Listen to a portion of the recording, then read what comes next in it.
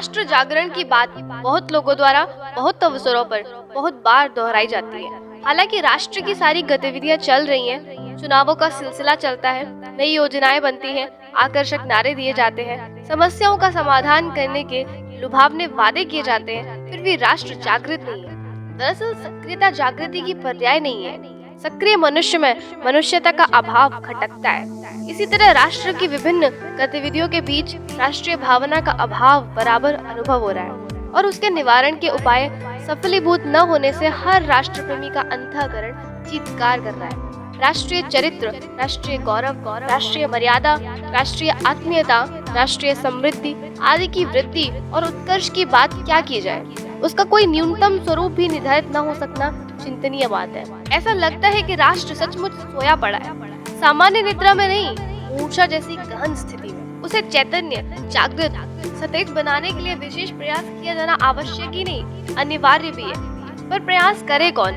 राष्ट्रीय चेतना को कौन उभारे? उसे कैसे विकसित करे?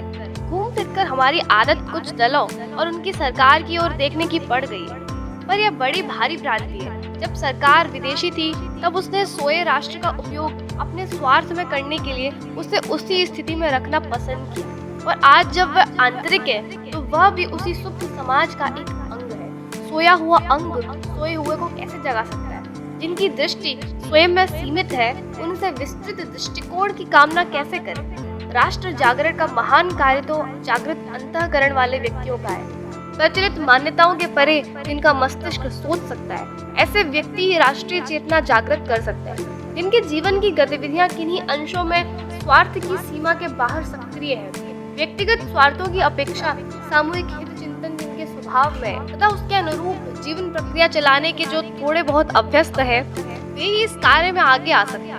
तात्कालिक लाभ की मृग मरीचिका में भटकते नागरिकों को जो दूरगामी परिणामों का स्मरण दिलाकर अपेक्षाकृत अधिक स्थायी लाभ प्राप्ति के लिए पुरुषार्थ की प्रेरणा दे सके, ऐसे विकसित दृष्टिकोण तथा समर्थ व्यक्तियों का यह कार्य है। ऐसे व्यक्तियों को प्राचीन काल में पुरोहित कहते थे। पुरोहित शब्द से भी यही भाव निकलता है कि जो सामने का लाभ नहीं, आगे का दूरगामी हित समझकर उसकी प्राप्ति की व्यवस्था बना सके।